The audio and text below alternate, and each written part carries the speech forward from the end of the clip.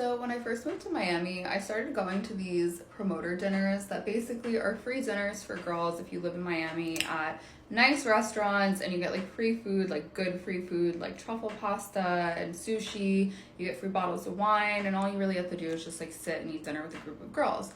So I started going to them thinking it would be like a good way just to get out of the house for a little bit, make some new friends in Miami. But I soon came to learn that like a lot of the girls who would attend these dinners were either girls that were like on vacation from other places and not really looking to make friends, or girls that lived in Miami but were very into like a party every night kind of scene that I did not really want to get involved in. One time I went to one of these dinners, and one of the girls that was sitting right next to me asked me to take pictures of her, so I did. She was gorgeous. She told me to add her on Instagram, and she had like 200,000 followers.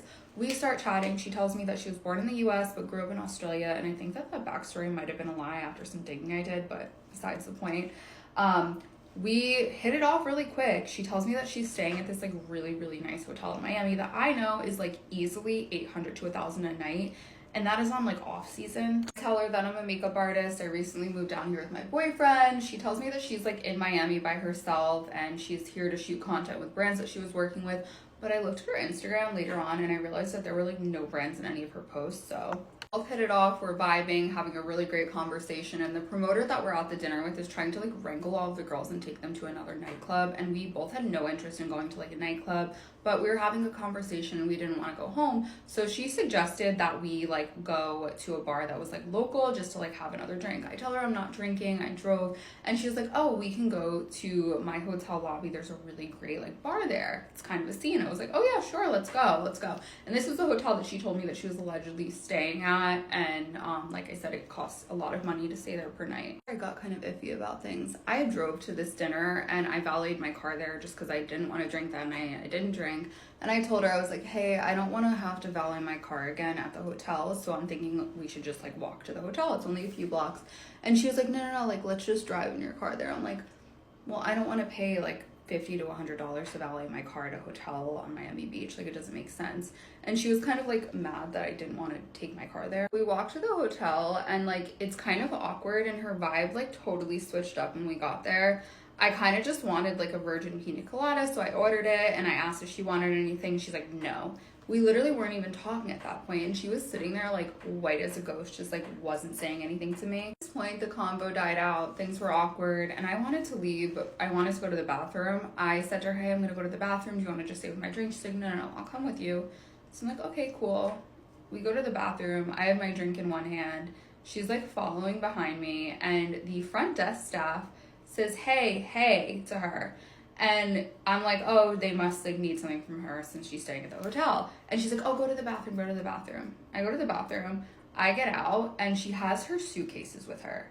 And I'm like, why do you have your suitcases with her? Like, you're staying here, like this is crazy. Do you need me to help you with this? Like, do you need me to help you bring it up? And she's like, it's a long story. So I ask her, I'm like, are you good? Like, do you have a place to sleep tonight? And I thought that she was staying there, like I said, but it turns out that she met a guy, not the night before, but 2 nights before, had like a one-nighter with him, and she took all of her stuff there thinking that he was gonna let her stay, and that didn't happen. And she was like keeping her stuff at coat check and just like hanging around the hotel. Girls come to Miami and actually do this. Well, obviously, like, I felt bad for her, right? And I think that she was mad I didn't bring my car because she might have thought that like I would take her and her suitcases and like let her sleep over the night, but like I just met her, so that was obviously not happening. I asked her if she wanted me to stay with her until she figured out where she was going to sleep that night, and if she wanted me to help her like book a hotel room somewhere else that was like more affordable, and she was like, no, I'm good. And she was so nasty, so I just was like, okay girl, here's my number if you need anything, have a good night. And I left, and I felt really bad about doing that because I felt like I was abandoning her, but at the end of the day, like, not my circus, not my monkeys. Point, it's like 11 p.m. and I'm just happy to get home, and I'm sitting there thinking on the drive home, like, the level of deception that this girl was committed to, because like every single conversation that I had with her over the span of only like 2 or 3 hours was embedded with pathological lies. Like, I literally was asking her about this spot, this hotel, because I wanted to get a massage there one day, and she was like, oh my god, it's amazing, I've been going every day, I got a facial yesterday, I'm getting a massage tomorrow, it's the best. And then we were talking about like wine, and she's like, yeah, I'm not really drinking tonight because I ordered an entire bottle of rosé for myself at the pool today. Like, literally talking about how she loves this hotel and loves staying there and like never wants to check out. She's like, you know, thinking of extending her trip. Like, She was committed. She was also decked out head to toe in designer stuff, was wearing an expensive stack, had designer shoes, a designer bag. I told her that I lived near the design district, and she was like, oh, I go there every time I'm in Miami. I have loyalty at this store and that store, and they shut down the store for me. Like, let's go one day that I'm here. And I understand that what this girl was doing in her lifestyle is more than likely SW. However, that's not what I have an issue with. The issue I have with this, okay, is that the lengths of deception that she was going to do to prove otherwise is just craziness. And I am willing to bet that more than likely her and all these other types of girls do not get close to people in real life because of this.